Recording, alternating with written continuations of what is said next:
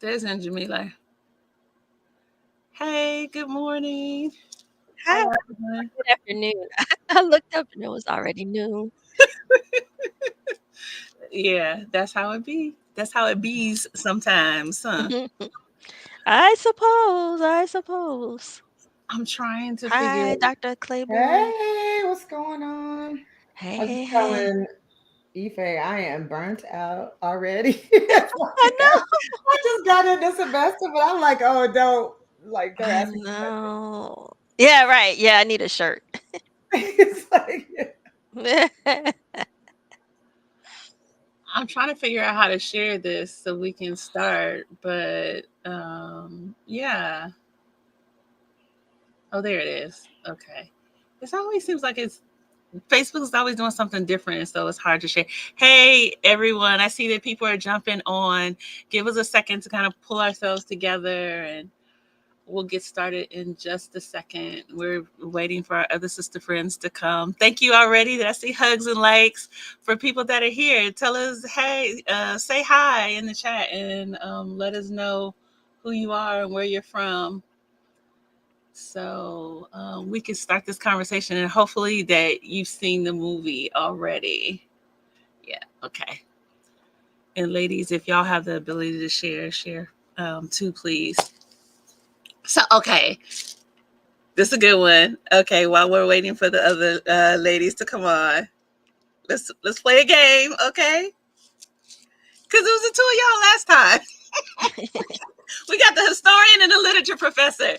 That is a very good mix. So, my game again, the Black Love, one category, 5 things, 10 seconds in that one category. I'll let y'all both do it at the Wait, same time. What? just anything that symbolizes Black love? No. That's what I Oh, call it, Black Love. Okay. Well, see, you got a hard stop at 1 p.m. Okay. So we're going to make this happen. Okay. So, no. So that's the game. It's called Black Love. So, okay. okay. One category. I'll give you 10 seconds. You're going to name 5 things in that one category. This one, I want to admit, it may be a little more challenging. So I'm going to give you 15 seconds. And no ums, uhs, ahs, no filler words. So let me get my handy dandy stopper on my iPhone ready. Stopwatch. Okay, so the category is Academy Award, the Oscars, Academy Awards. Okay, so I just want you to name 5 Black movies that have been nominated for an Academy Award. 5 Black Ever in time?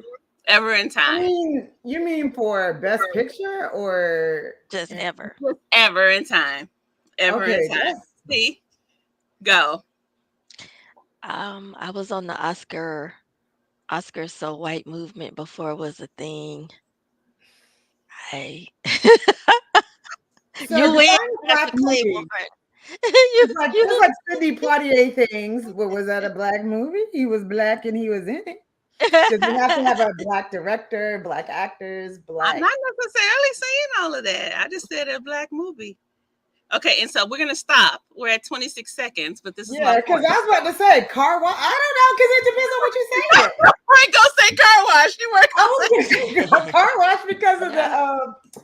Did soundtrack. it 'Cause win I something? feel like Oh, it was a good soundtrack. it Dream was an excellent Girls. soundtrack. Dream Girls, Yes. like I was going down soundtrack. So I was like, Yeah. well, I know we got something for what's Dream that hard out Girls. there for a pimp?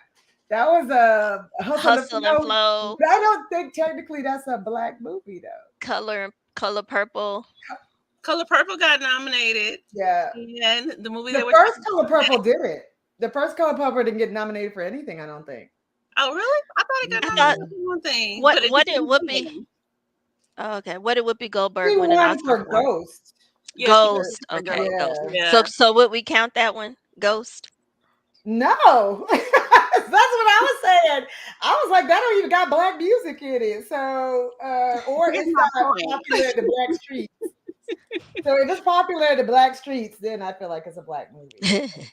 This actually you're demonstrating my point. So technically, American Fiction, yes, it was nominated, Yeah. but when it comes to even us that think about stuff all the time, we're hard pressed to think of, oh, this is a Black movie, and that this Black movie was nominated for an Oscar. And so that's just the point that I wanted to make. So you can think about like different people that that are Black that have gotten an Oscar. Like we think of Hattie Daniels as the first Black woman that gets an Oscar. We can think of, and I think this will come up a little bit later, we can think of Denzel Washington, who everybody loves, for Training Day, and Monsters Ball.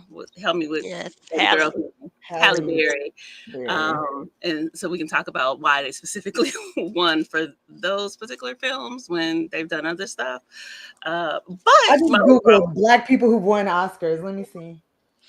Which is a Wikipedia entry list of Black Academy Award there winners. Are others, because I actually last year we were able to go to the Oscars Museum, and so it was really interesting at the Oscars Museum to see like different things that we didn't think about. And if we think about like for costume design, the sister that designed the costumes in Black Panthers won an Oscar. Black Panther. For the first Black Panther. So there are different things, but it's hard just to say like, oh, this was a Black movie and this Black movie is so one. There's interesting. I'm just looking at Black actresses. Men. So, well, the lead role. So they start with the lead role, right? And so they mentioned Sidney Poitier, which is what I was going to say, like all these lilies of the field, defiant ones, things that we don't think of as Black movies, but that he won in 1963 for Lilies of the Field as the best leading actor role, right? But then all these other kind of things, Sounder, Around Midnight, Driving Miss Daisy. I was like, I didn't know Morgan Freeman was nominated for an Oscar for some Driving Miss Daisy. So it's like interesting how a lot of this is not on our radar. So Dorothy Dandridge was nominated for a lead actress. I didn't know that. Carmen Jones, Diana Ross for Lady Sings the Blues. Didn't win, obviously. Cicely Tyson for Sounder, Diane Carroll for Claudine. Whoopi Goldberg was nominated. I was wrong. Was nominated for The Color Purple, did not win.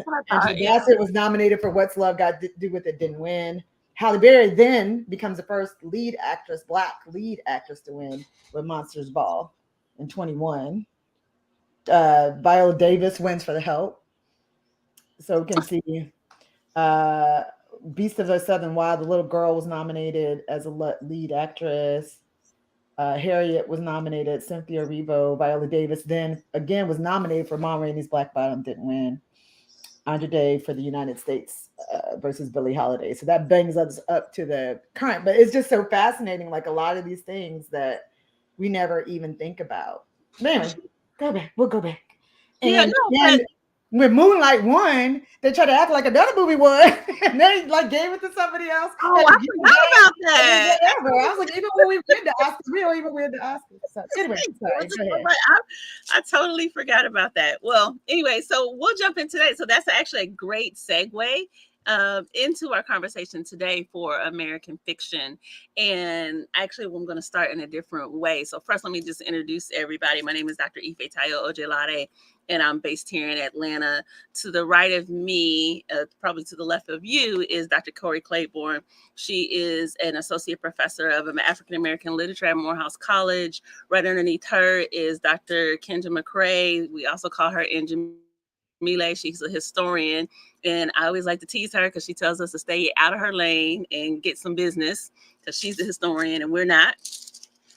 She is a professor over at Clayton State University. And then right underneath me, my sister friend, Reverend Estee Nena Dillard, who is a queer sexologist. She is also an Olokun priestess and an Ianifa and a Reverend, and she take care of all your spiritual needs at Endless Spiritual Consulting. Let me say it right. Okay, so ladies, I want to jump in from actually a different perspective. Let's start with the Oscars since we started talking about that.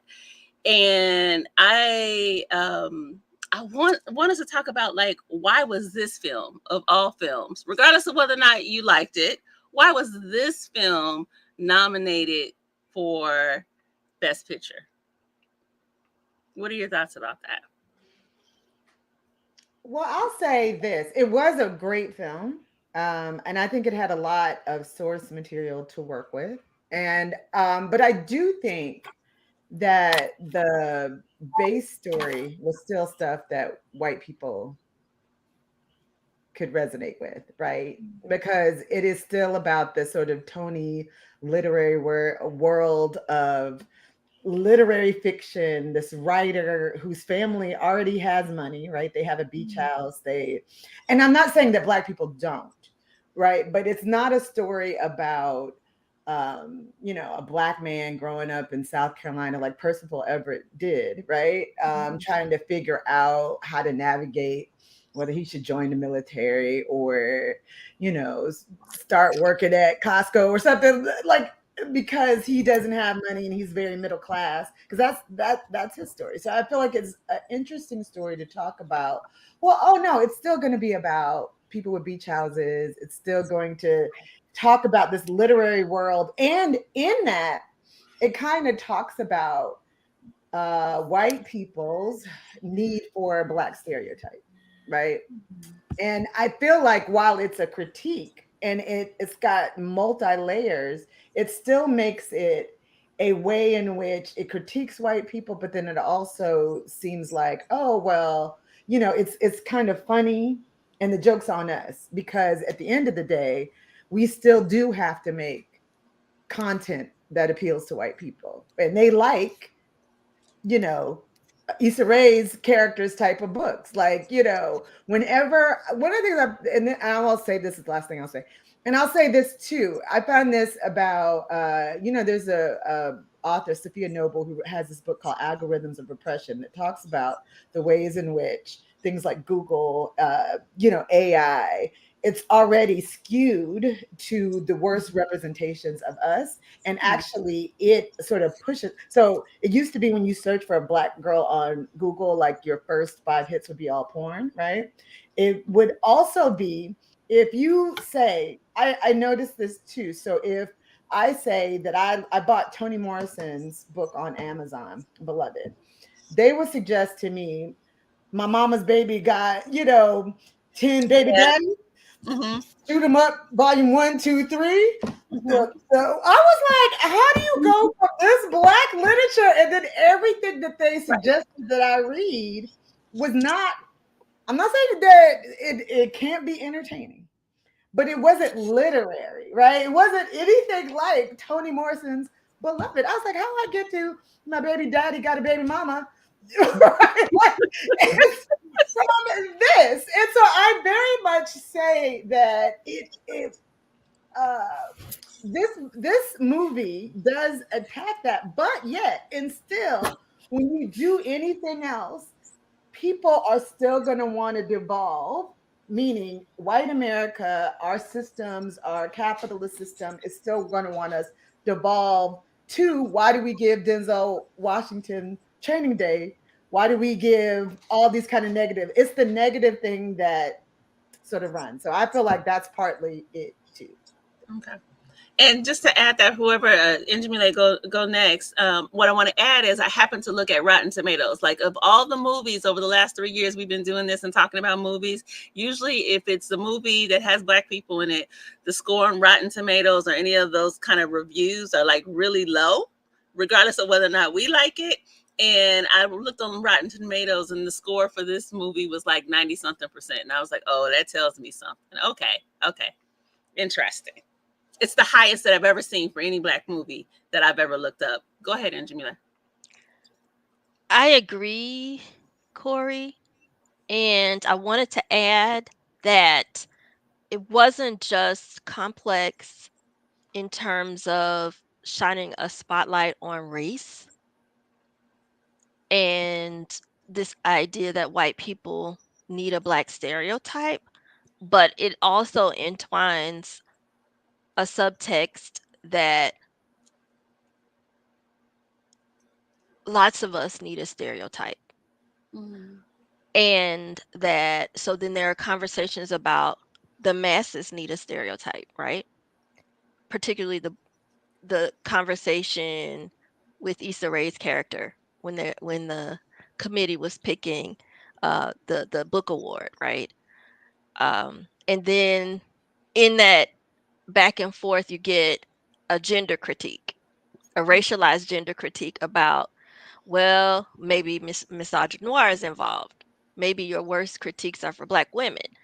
And then the subtext about, I'm sorry, I should have put a list of the characters on there because I'm trying to do too much and I can't remember the characters' names. But Sterling Brown's character, how even how conflicted he was, and even the mom needed a stereotype, right? Even through her dementia, she said, well, I always knew you weren't queer. So then there are those stereotypes.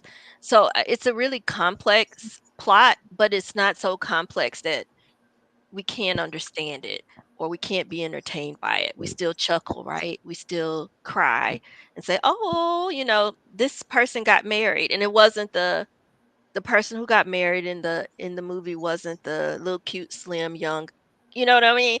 So yeah, it was very complex, and I think a lot of us could get into that. Anybody else? Nozibele, Estee, why y'all think it was nominated for Oscar? Go ahead, Nozibele. Oh, I'm just trying to catch up, so I'm gonna listen first before I say anything. Okay. Yeah, I just felt like it was a diversity hire. That's what it felt like to me. I enjoyed the film, but I was like, Oscar? Okay. I also, and this is a spiritual lens, but I also kind of wonder too if for certain players in the landscape of Black Hollywood, if certain things kind of are coming to them because just for their own life cycle, for their own destiny is due. And so I wonder if it's just due Jeffrey Wright, because Jeffrey Wright has had to do a whole lot of quality work and I'm saying chosen to do a whole lot of quality work, and has not gotten the same kind of exposure that some other Black male actors get. So like, I'm okay with it. I wonder if that's why or that contributes, in the constellation of life. But it felt like a diversity hire once I saw it. I was like, yeah, this not an Oscar film to me. It's so funny you say that, Estee, because like Jeffrey Wright don't know he my next husband, but he is. You about to be a sister wife though, so just so you know. That's fine. I think he's divorced though. Okay, well, anyway, yeah, okay. So I'll just be waiting in the wings because I'm just like, he is fine. And I mean, I have just loved him over the years. And this is actually the first time that I actually registered his name. I knew who he was. And particularly, I think my first knowing of him was Peoples Hernandez in Shaft. And I was like, this dude can act his ass off. And so I agree with you, Estee. He does an excellent performance, but when you look at the movie, this not an Oscar-worthy movie. Like, let's be honest, it's good, it's thought-provoking. I had lots of things to think about, but his performance is good. But like, yeah, no, okay. So I love your commentary of it being a diversity hire. And I kind of want to go to. And I stand corrected. His Wikipedia page does say he's divorced. So I looked it up because I told you I knew he was there. I went another actor. I was like, no, he got I think she played because Coretta Scott King to his Martin Luther King. So I was like, I think they married. So no, yeah, I think I want to jump in, and it seems like the general topic of everyone is that you don't think that the movie is Oscar worthy. I think I'm gonna give a little pushback on that because I do. Okay. And one of the reasons why I think I'm gonna jump back to what you said, Estee, about Jeffrey Wright. Jeffrey Wright is amazing at portraying tortured geniuses. Because the first time I came into contact with him was when he played Basquiat. Yeah, and I was like, oh my God. And and that's how I found out about the artist. And then I don't know if you all had watched Westworld, right? Mhm. Jeffrey, oh my God, that Westworld is meta, right? It's all about this. They term it as an adult playground, whereas this company had created this whole alternate universe where people can go and they can live out fantasies. But the people that inhabit Westworld are androids. So people, usually other people of color, will go in, and because these people aren't real people, they start doing all of these things to them. And of course, Tande Newton rises up because as a black woman, she has a really, really tragic backstory, right? And so she rises up basically to lead the robot rebellion. So, but Jeffrey Wright figures in all of that. And as in, he is one of the scientists who makes the androids, and it's a very complicated thing. So, if you all get a chance, I think you all should watch that. I mean, it's really good. It's really good. But I said all that to say is that I think, even though I've seen Jeffrey Wright perform better in some movies or series, I do think that the nuances that he had in terms of communicating the difficulties and the frustrations, I think he did a good job.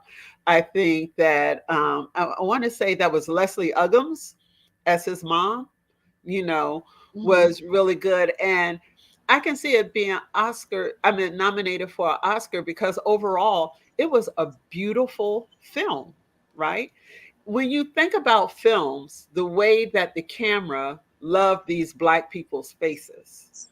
When was the last time you seen a film that had these amazing close-up shots, right? Had these shots where they were integrated into the nature and the scenery, so they were a part of it, but not abstracted from it. So if you look at some pictures, and if you look at the way that some people are put in scenery, they're kind of abstracted from it, right? And then just the relationships that they had between all of them. I think on the basis alone that it was complicated, it was nuanced, and it was beautiful. The soundtrack was beautiful. That those things that should have been nominated. And whether it's a diversity hire or not, I hope it wins because, again, you all know my stance. If we don't watch it, if we don't support it, we get a Medea goes to the moon. So this is what I want. Okay, wait a minute. Corrie, as you get ready to go, let me throw in another question. So anyway, the question here. Okay, so we're calling Jeffrey Wright. Jeffrey Wright is the actor, my next husband, who plays Thelonious Monk Ellis. Thelonious Ellis, and they call him Monk, obviously, as a homage to Thelonious Monk. And the thing that stands out to me about the film is kind of the sub-story of the subplot about his family. And his family isn't a typical family. They're upper middle class Black family. Everybody in the family is doctors, from his father to his two siblings are medical doctors, and he's a PhD doctor. And I was thinking about, and even as I was reading Percival Everett, looking at an interview, and he talking about his own family, I was thinking about how Monk's family does not fit the stereotype of Black families that are typically put out there. And so for all of you, I'm wondering, because I know all of your backgrounds, do you see your story, your family, your own biological family, or the family and the family, the life that you live now, do you see your family portrayed in art? Wait, in this film or?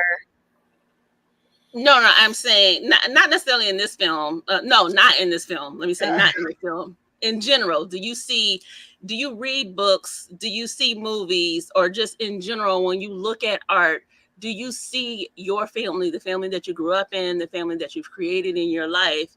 Do you see it? I think this is kind of ironic because in some ways I saw my family. I know Waithe and I, we had a conversation. He's an only child. So he was talking about how the issues between the siblings weren't, it wasn't solved for him. So that was like one of the major issues for him. But I was like, in true African American families, those issues aren't going to get solved. You're going to know Uncle Pookie over there is a drunk, that he drinks and drives to work before he performs surgery. That's what he does. You may deal with it, you may talk about it, but it's not neat. It doesn't wrap up, right? But in terms of some of his upbringing, maybe some of the ways that they interacted with family, I can identify with, but not necessarily the class. But what I thought was funny, I went to see it with my daughters. They could identify with it because they said that all of the people, they grew up with academics. They grew up with people who are doing the same. So that was like, oh, I totally get everything that he's talking about. Trying to do a book. They bought up Mama and Jamila. It was like, yeah, Mama and Jamila still trying to publish her book. So I know what that's like. So they identify with that part. And it really, really resonated with them, that whole class structure. So yeah. But okay, but then I wanted to. Oh, go ahead. No. Okay, I'm sorry. I wanted to address the question about other art. Corrie, when you were talking about my baby daddy got a baby mama type stuff, right? So this is my real experience.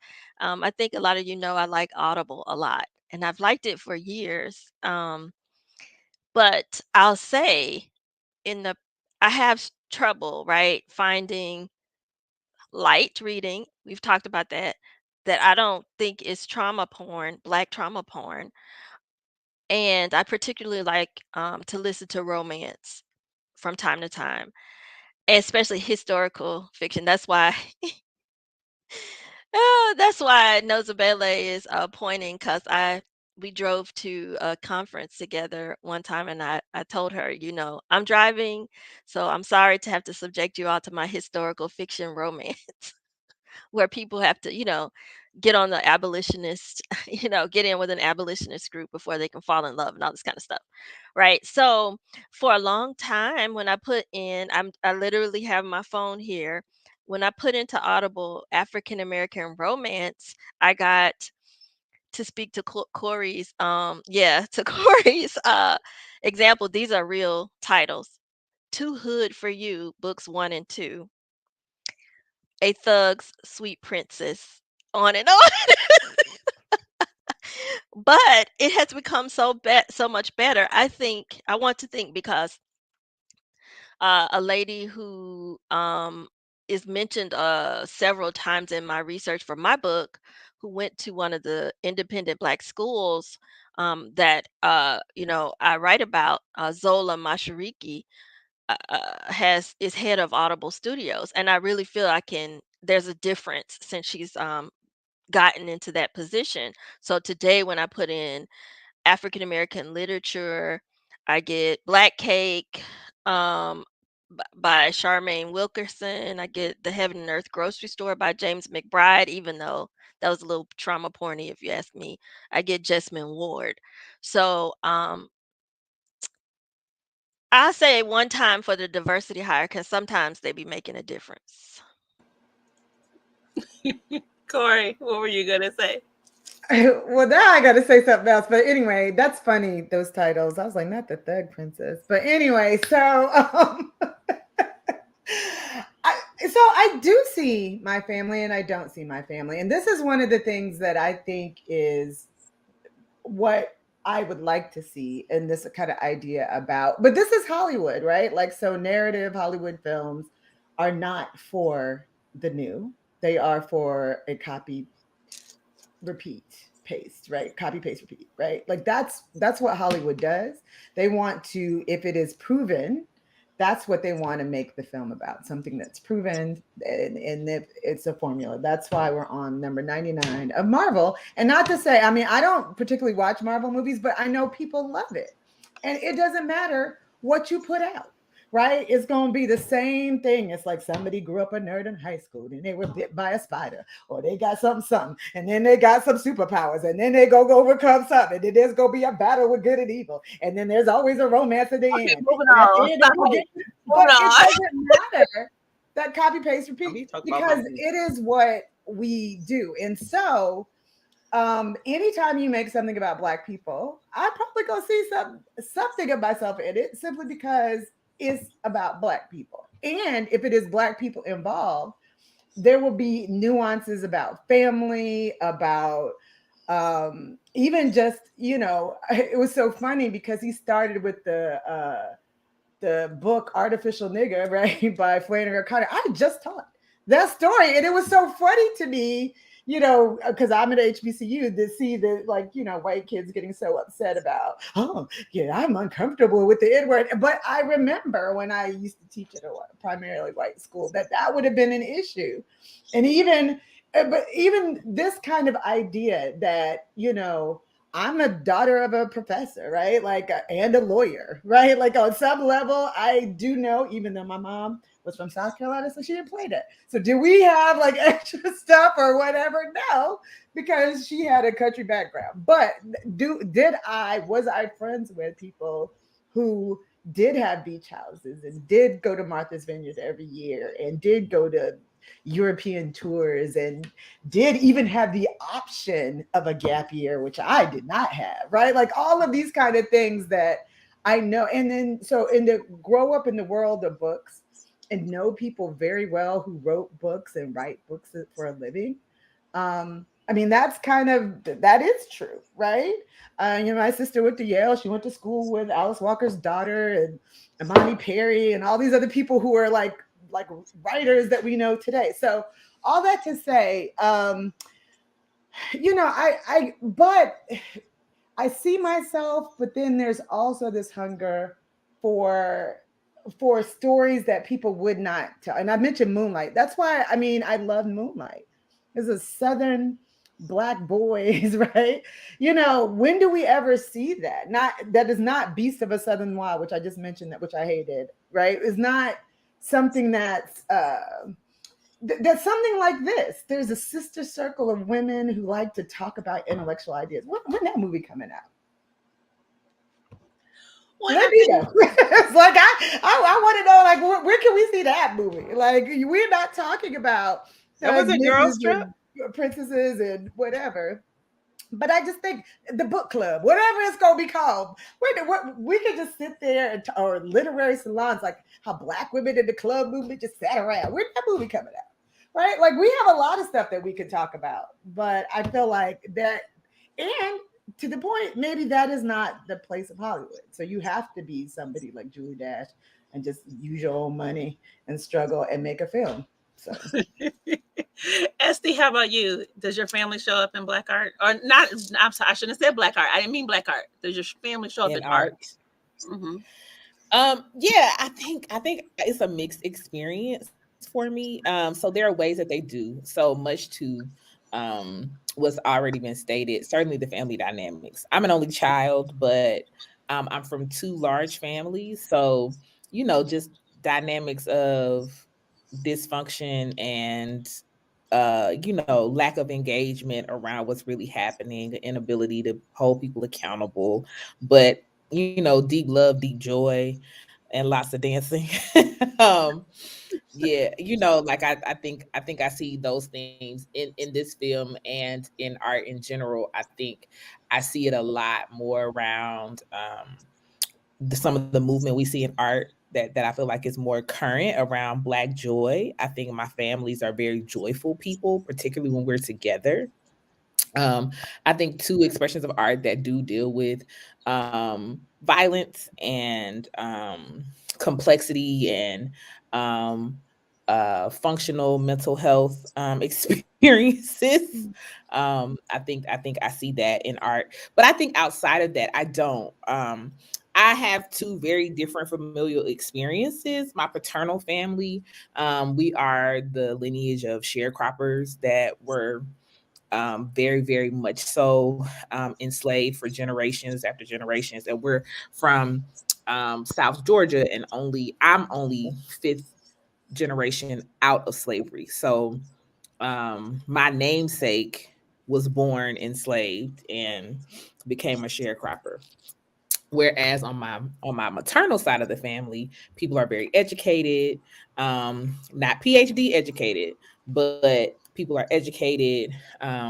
People have much more like middle class kinds of experiences that inform and shape us differently and how we interact much differently. So I would say it's a mixed bag. Yeah. It's so funny as I listen to you all, and I'm like, okay, well, maybe I need to be more positive, because the thing that I was thinking is, as I looked at this family, the Ellis family, I was like, oh, okay.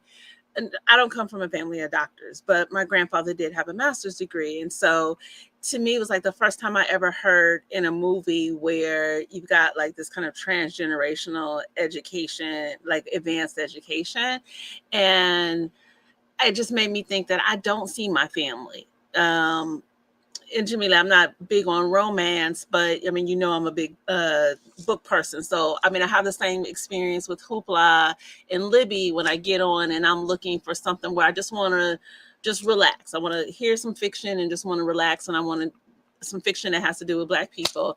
And it's very difficult for me to find something that isn't trauma porn or that isn't some racialized stereotype. And so when I do find those things, I tend to like post about them online or like pass them around to my friends and like, yo, I found this, because it stands out to me a lot when I have those experiences, when I can grab onto those things, because there's so many ways where I feel like I'm not represented in my family that I grew up in isn't represented.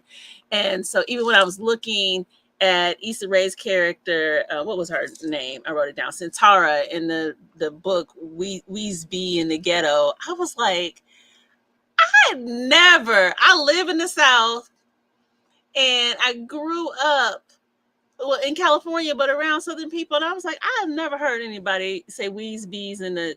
I was like, what? But that's what is so fascinating. The way, and this is not new, right? Like if you go and see the way white people approximate Black speech, right? We're talking Mark Twain and Joe Chandler Harris. And it's so they're like, oh, they were really patting themselves on the back. We're like, we just like Negroes. Like it always amazed me. Like you go look at something like The Jazz Singer, which is the first, which talk about that literally is our first motion picture, which is in blackface. Is this white Jewish man going in blackface singing Mammy. And if you hear him, he's like, Mammy, my man. He really was like, I sound like a Negro.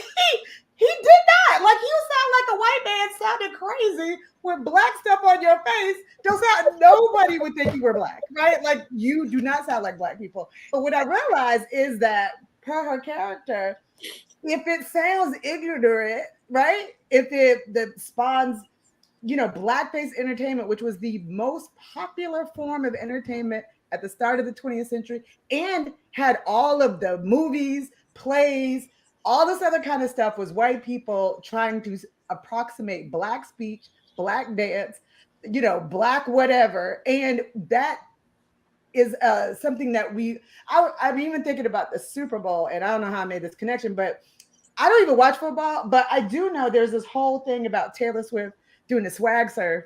And then now they're like, oh, this is so exciting. That dance is 50 years old, right? Like, and nobody's could do it right. They're talking about, we see some troubled waters. That's not the swag surf. That literally is some, white water rafting or some whatever. But we see it's the same thing where it comes to Black literature, and that can be put out in front of the world for white consumption. And I feel like we just have to find ourselves in that.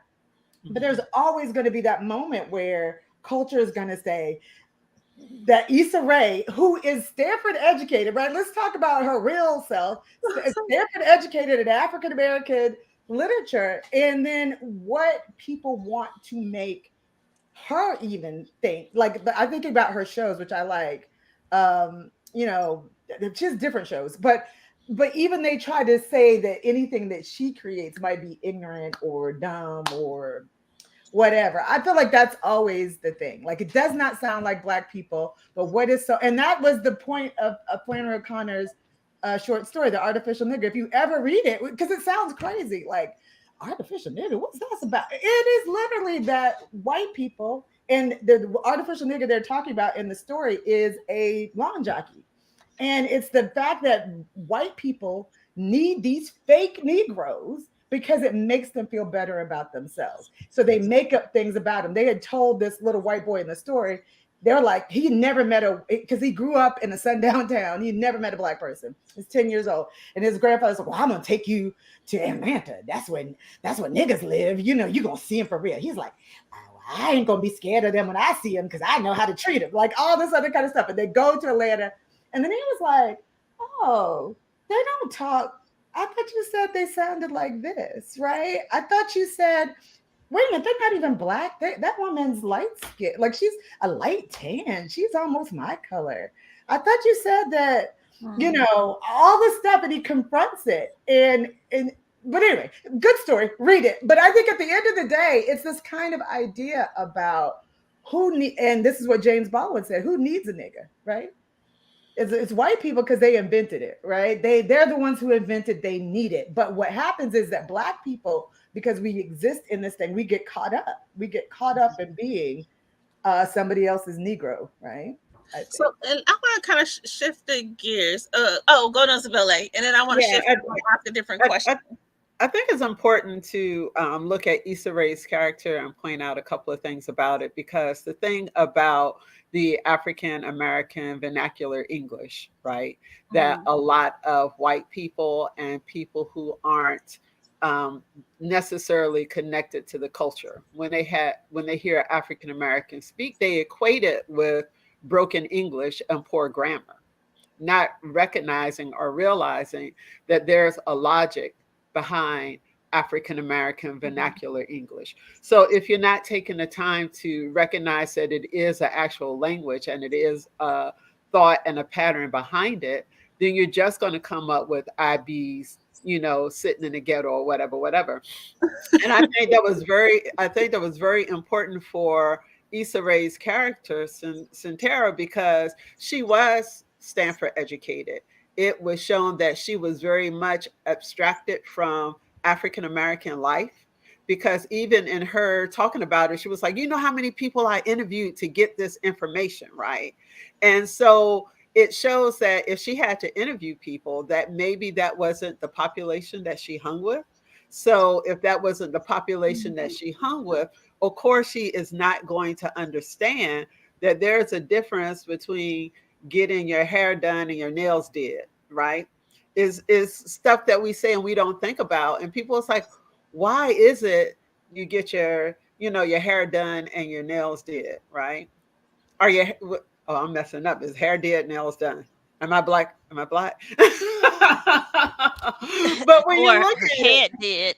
Head Your head did, because your head did. Yeah, All right, because you look at it and you think that they're just talking about it, but the head is singular. So of course, when you go and couple it with the verb, you're going to have a verb that reflects that, right? So if you don't understand that about the language and that people are doing that subconsciously, then you're just going to think that is a messed up subject verb agreement, that people just out there saying stuff, right? So that was that part about Issa Rae for us to think about. And it was something else I had to say in terms about her character being, and Corrie, I know you probably mentioned this earlier, and I know, Kenja, you mentioned it a little bit too. I saw the dynamic that went on between her and Monk, reminiscent of Zora Neale Hurston and Langston Hughes, in terms of what Zora Neale was doing in terms of going out and researching and interviewing people using their language and their vernacular, and how Langston Hughes was very much opposed to that. And that's what I saw in that. That's not true. He was opposed to Coonan. He was opposed to... He was opposed to her, some of the things. He was opposed to her public persona, where she would go and perform Blackness for white people. He was opposed to that. He uses dialect, his blues he has like a whole blues series that is spoken from people's, natural whatever. Like I think it's a jazz series, all of that. And so he would, and in the work that they did together, Mudbone, right? This play that they both claim authorship of. They start arguing. That's how they ended their friendship. Yeah, that is their friendship, right? But so who really has a problem with Zora's dialect and all that is Du Bois. It's not Langston Hughes, right? Langston Hughes and since they both have a white patron, Langston Hughes's problem is that Zora, at some point, Langston Hughes is like, I'm not going to just write about this negative part of Black people because this is what this white woman wants. And Zora was like, you know what? It's fine. If they wanted me to go through the segregated back, the cotton club, I'm gonna sit in the segregated back. I don't need to be equal with it. I don't need to go to the front door. That was Zora. And Lexa was like, no, right? Like, we're not going to keep producing all this. And, tap dancing for white people, basically. And I think that's what he was saying, that she was tap dancing for white people, I think that's the point. But I think he realized that she wasn't, right? At some point.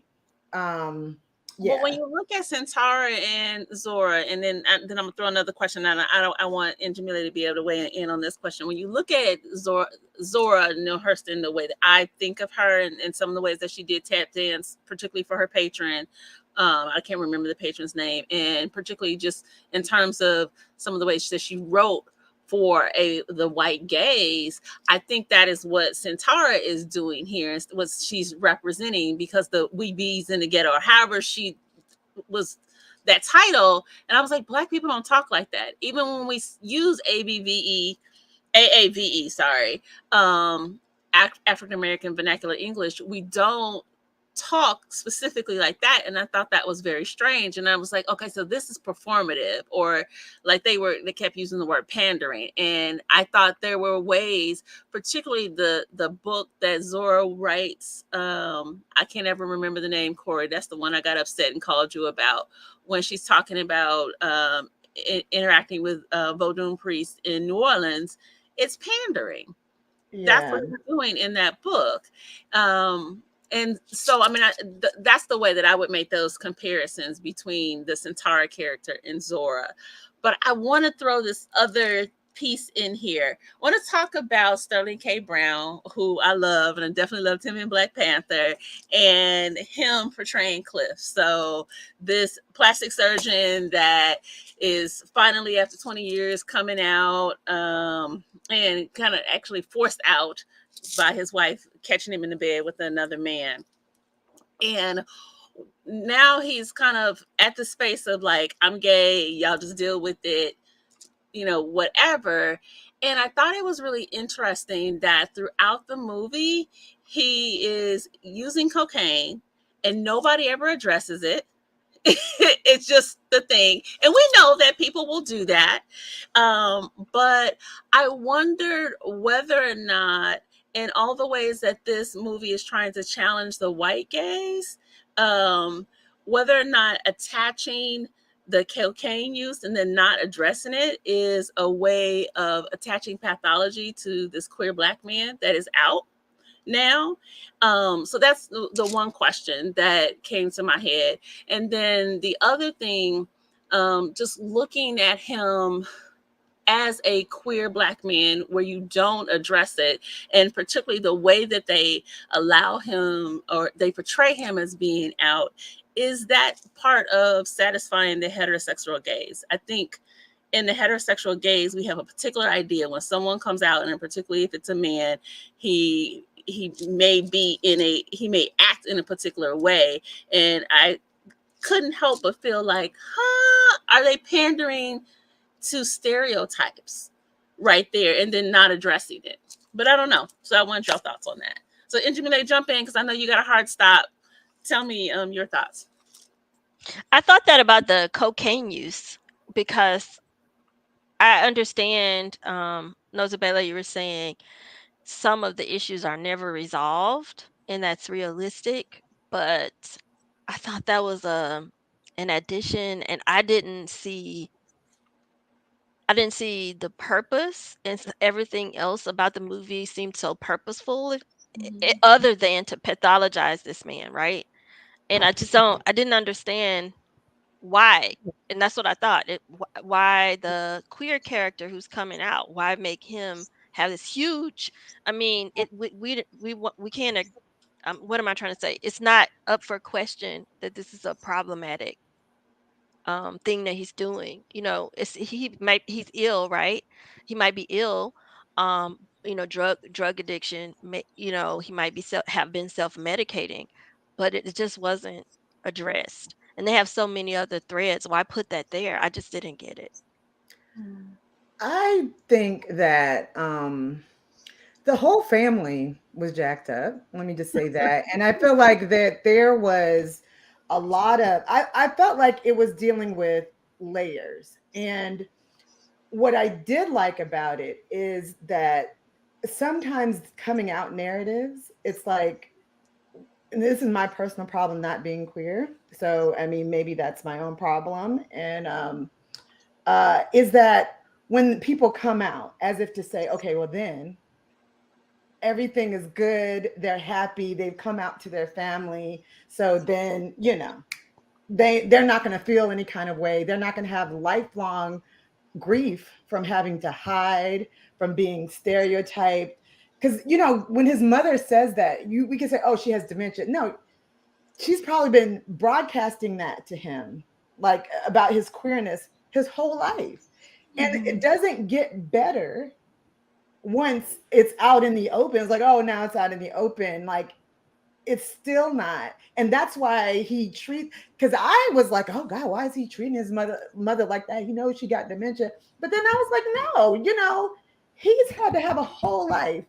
And he's dancing with her, trying to make amends, and she says something that hateful to him. It doesn't matter because he has a whole. And so what I saw is somebody who, even though now he's trying to live in his truth, doesn't even begin to know what that truth is. And he hasn't been able. I mean, I was like, he needs to go to some therapy. I was like, just because now you can date these guys. And I think that's too why he's shown with these men, these young men, and they're in some, Speedos or whatever. He's not happy, right? Like, it's not like, oh, now he's gay, he's happy. He still has trauma from a lot of things. And I didn't attach it to him. I mean, I was even wondering why. I mean, they drank a lot. They don't talk about the father, who clearly had some other kind of issues, drinking and womanizing, and all the ways that happen. The woman, Tracy Ellis Ross, is a doctor smoking. Like, what's wrong with her? Like, there's like all this. But a lot of those healthcare providers do that, so that's not surprising. But like, that's mad problematic. And I feel like partly for him, to not try to wrap a bow around it, to act like even if a Black family especially knows somebody is queer and they act like they accept it, it does not mean that that's the end of problematic interactions with the family. And so in that way, I felt that it was cool. I don't know if it felt like sort of attaching pathology to him, because I felt like it was their whole family dynamic was just wrong. And I just felt like that man, he's not healed. Like, I felt the most compassion for him, not Jeffrey Wright, not, I was really like, he drew me in that I was like, he just needs help. Right. So I don't know. Estee had a body. Oh yeah, Estee. Yeah, I just wanted to quickly say, so the dementia part resonated with me because my father has dementia, and so yeah, he said a lot of things that you knew were the dementia, but you knew they were because the filters were off and things like that. So, but I don't know, to make the choice to use cocaine, it's not a judgment, but that's kind of far. Like, like in particular for it to not be anything that was like, and so we're going to, aren't you going to go to rehab? aren't you, or anything I feel like addressed. they would not have had that conversation because that would have to acknowledge he has a problem. I mean, I Oh, think yeah. they I don't weren't. think that's far though. I think him coming out and the trauma that he would have. This is just me from my heterosexual lens. The trauma that he would have, I can see that pushing him to substance abuse, and the fact that he's a plastic surgeon, I can absolutely see that would be substance abuse. I wasn't surprised about that's it. what I was gonna say. Is I felt like the cocaine was less about him being queer and more about him being a doctor, because I feel like there's a lot of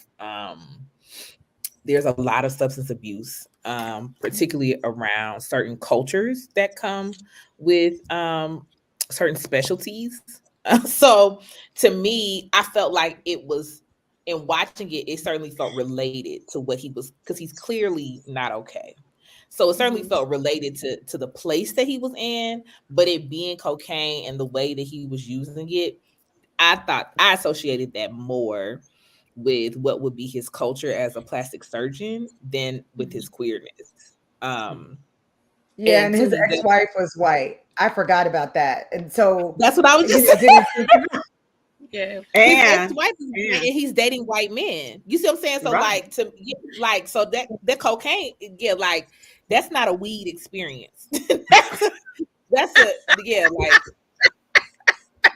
not like and it's like where he's located and all, like, so all of that to me culturally, if you're going to give him a substance abuse, cocaine is what fits with that narrative. That's not even stereotypical. I just feel like that's realistic. So it being cocaine didn't land on me. And I feel like in my own family dynamics, yes, to Corey's point, you have to announce that he has a problem to make a suggestion. But I think the other piece is we don't do stuff like that in family space.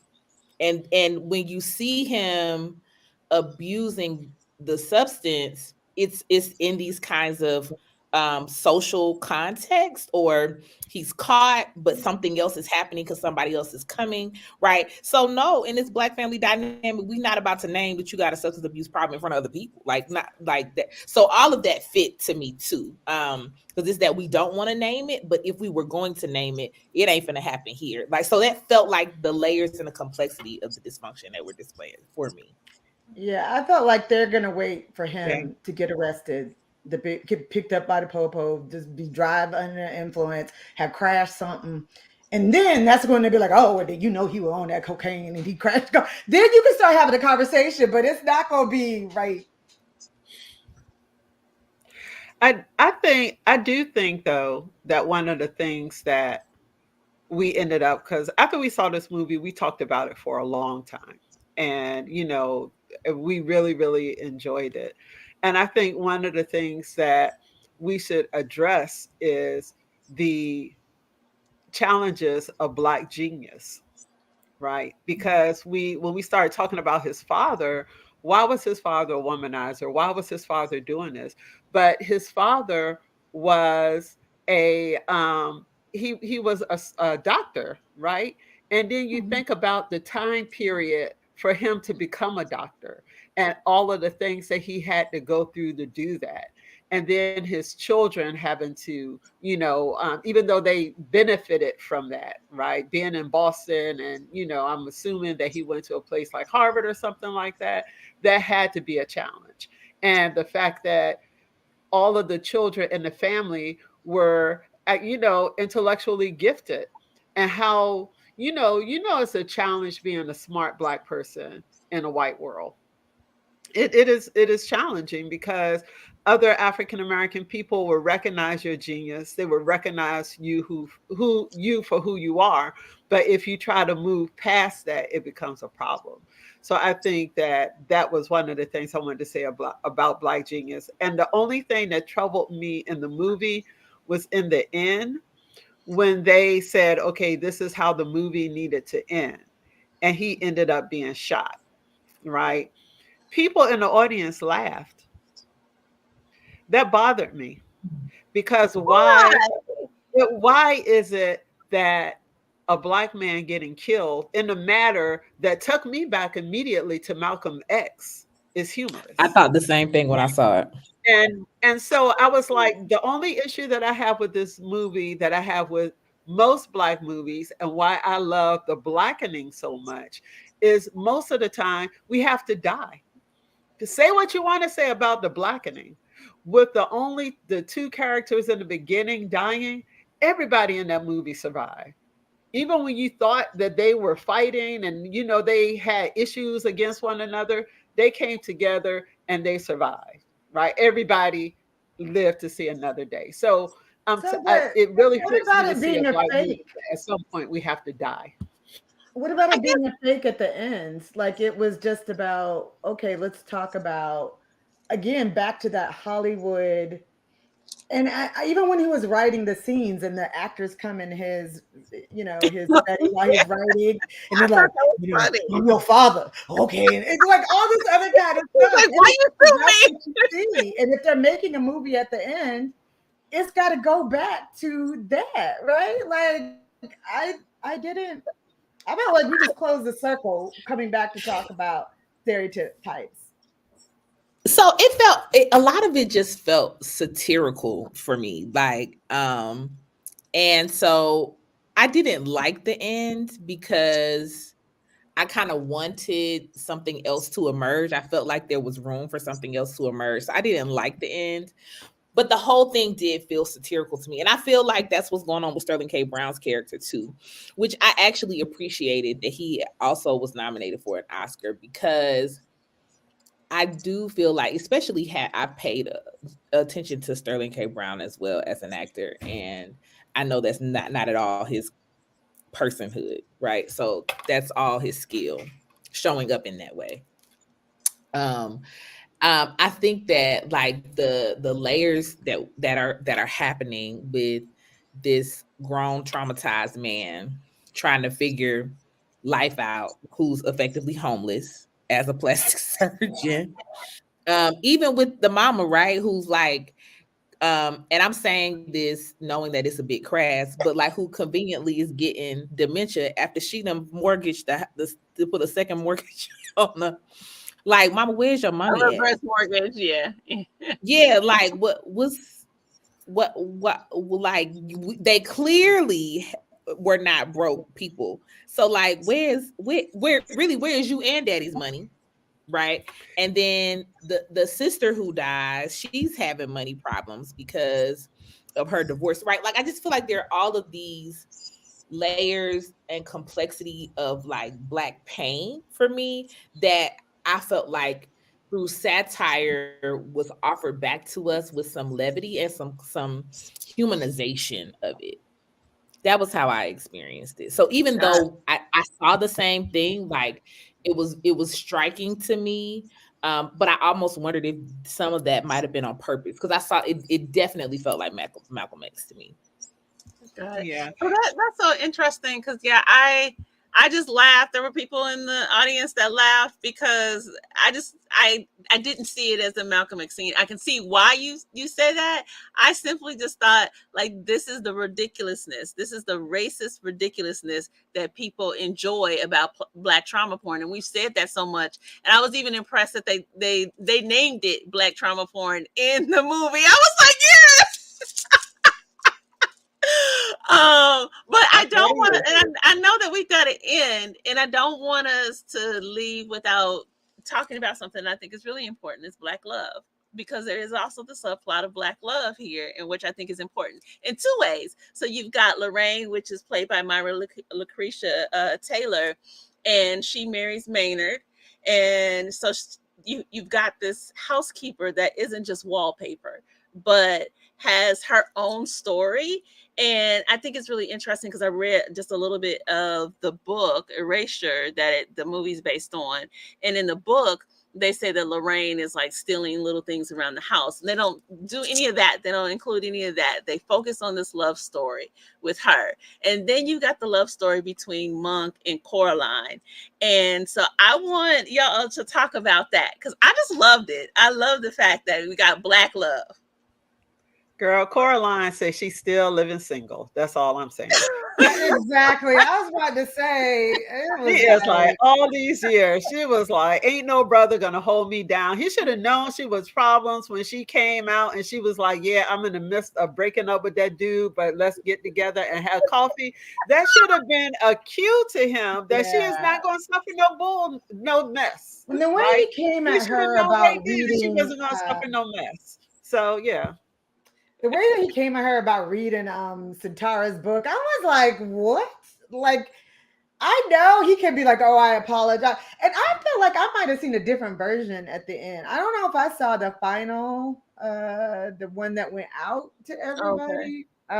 Because Corey Jefferson came to Morehouse with a version of the movie, but I feel like I'm not sure if that was the end. So I probably need to see it again. Yeah, they didn't get together. Different ends. Like it was like, Yeah, but she comes to the banquet at the end in your version. But Yeah. well, that's one of the versions. But then he gets It's shot one of the in one possibilities. Yeah. But then at the end of the movie, the real characters, he was like, the real Coraline would not return his calls. So, Yeah, but he's sort of hopeful at the end. yeah, he's hopeful. So all I've got to say is I thought that it was really interesting. Again, a little textbook in the sense that the main character has to have a love interest that he's working out all of this sense of belonging with. But so I will say I liked Lorraine's and Maynard because that was unexpected, right? Like that they would spend time, and especially the way that's what Sterling K. Brown made me mad. He's about fire her. And Mike is like, she's family. Like, I was like, oh, why are you talking about this woman?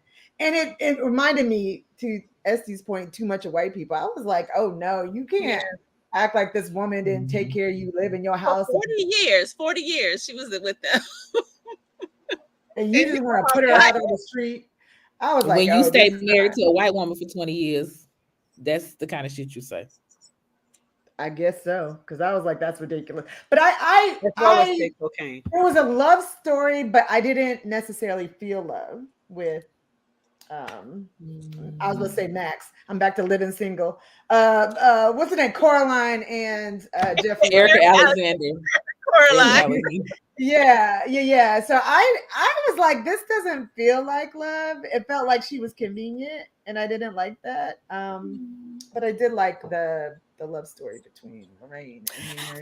I did see love between them or budding, because I felt like there was a banter, and I recognize banter as budding love, right? Like when you have a certain kind of connection where you're able to banter with the person. So it did feel to me like it wasn't just convenience, but that there was some kind of draw. And I liked how she handled him, and I liked that she wasn't calling him back at the end. Like I liked that was left open, but I did feel like he was hopeful. So it did feel like there was a subplot there. I really, really love, now this is my own stuff, but I really, really love when, the mammy archetype is sexualized and humanized in these kinds of healthy ways. And I kind of felt like that archetype, I don't know that I've ever seen it done quite that healthy, because you kind of get to see the progression. And so I thought that was really great. I actually really like that, because you see this initial connection of like, I ain't really come over here to keep you safe. I heard she was back in town because y'all at the beach house. So where's my boo at? Like, oh, okay, well, what was happening 15 years ago? Like, what was going on, Maynard? Like, why are you here? What you come over here for, Maynard? You know what I'm saying? Like, so you kind of feel that from the beginning, and you see her curious and excited, and you see them go out on a date. Like, you get to see this progression. And I liked that it was centered, right? So like there's a part in the movie where her moment, her wedding, like it's centered, and it's actually the place where we see the family kind of come together as a whole, which for me feels like a full circle moment, because the last time we see them as a whole like that was at the sisters when they were releasing her ashes. So I really thought that was probably the healthiest personification and humanizing of the Mimi archetype that I may have ever seen, but certainly in a long time. Yeah, I agree. It's It's beautiful. I saw it as budding love between Coraline and Monk, and I liked it. I also liked that she set a boundary with him when he was acting crazy about her reading the book, and so I did appreciate that. And I was hopeful. Like I actually liked the first, so because they had the three potential endings. And the first ending where he apologizes, he texts her and asks her to come, and then he shows up at her house and acknowledges that he was kind of acting a little crazy. I liked it. I would have loved that to be the ending, and if it had faded out on that, I would have been good. Yeah, But like I said, I feel like it was just convenient. If she did not live across the street from him, they wouldn't have never. But sometimes that's what happens. Yeah. Yeah, but would you roll up on your neighbor and start dating them in real life? No. I think that's I think that if you look at it, that is the typical meet cute that everybody talks about. She's across the street. She drops her groceries. He goes over. He helps her. You know, then they start talking. Yada and then yada this yada. man, she still having sex with, stop by the house while you over there, and then you realize there ain't nothing done with that, but you gonna still start a relationship. I feel like that's a not what's about to happen. I think that would have been like, oh, you still got Negro showed up at the house. All right, so I think that would have been it. But that's just me. I mean, I ordinarily I think so, but I think that the whole point that they actually tried to have in both cases healthy perspectives of relationships. I think that's good because you normally don't get that in African movies. Yeah, they could have done a lot better? Yeah, could they made Coraline and Monk meet under different circumstances? Yeah, you know, they could have did some different things. But I like the fact that initially in the beginning, their relationship was tender with one another. It was supportive on both ends. You know, the way that she integrated into the family, you know, showing how she was getting along with the brother and how she was really helping him with his mom. So I think that is a different version than I meet somebody, I fall in love, we be, you know, having sex on the table and just knocking stuff off. You see how they have the stuff, they have stuff on the table, they just knock it off, knock everything off, and then just have sex. So I think it was better than that. And even jumping back to, and I know we said we were going to talk about it, but we decided not to, the Book of Clarence. Mm-hmm.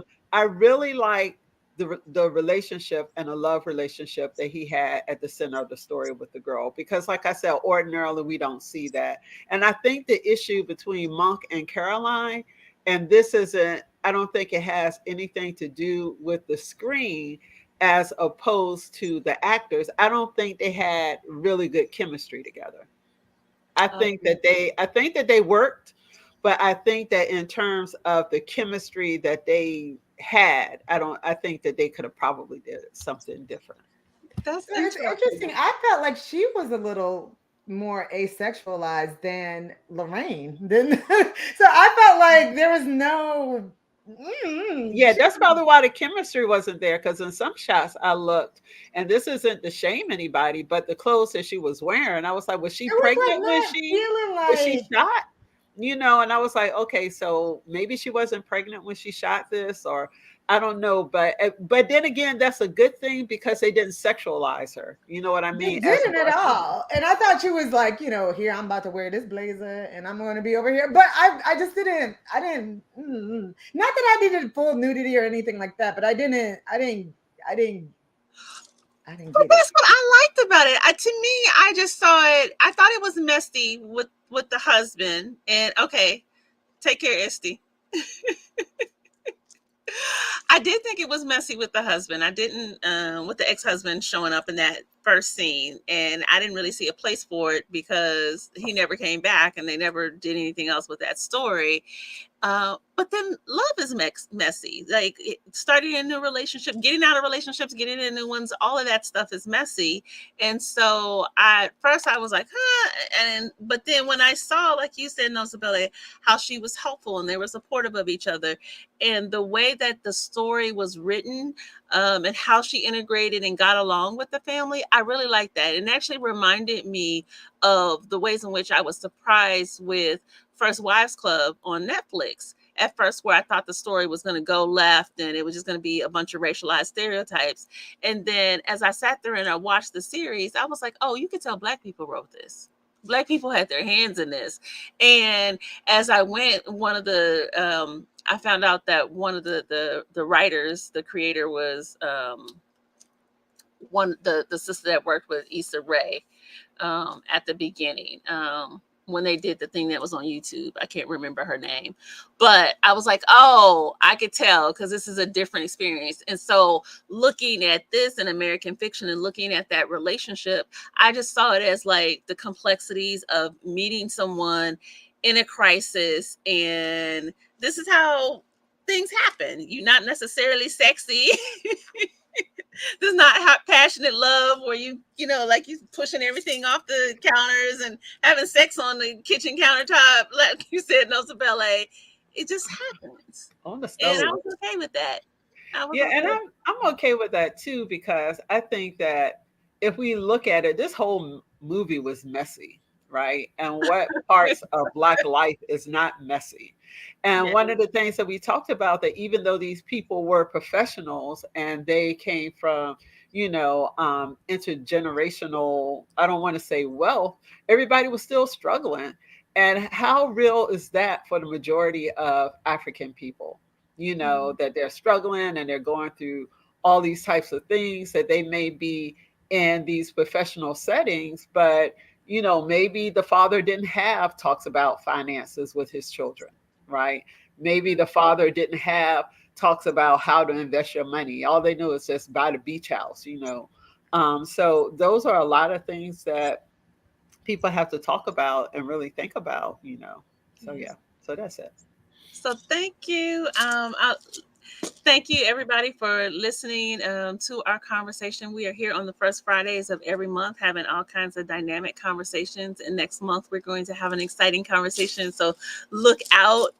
We are reviewing one of our sisters that's on here. She didn't make it today, but Thandisizwe Chimurenga has a new book out, and we're going to be discussing that book. So that will be for Women's History Month. So hang out with us, or come and hang out with us then. And do me a favor, if you are looking at this, even if you're looking at the recording, like it, post a comment, share it. That helps us with our algorithm so our conversations can get out there further. And you all take care. Have a good day.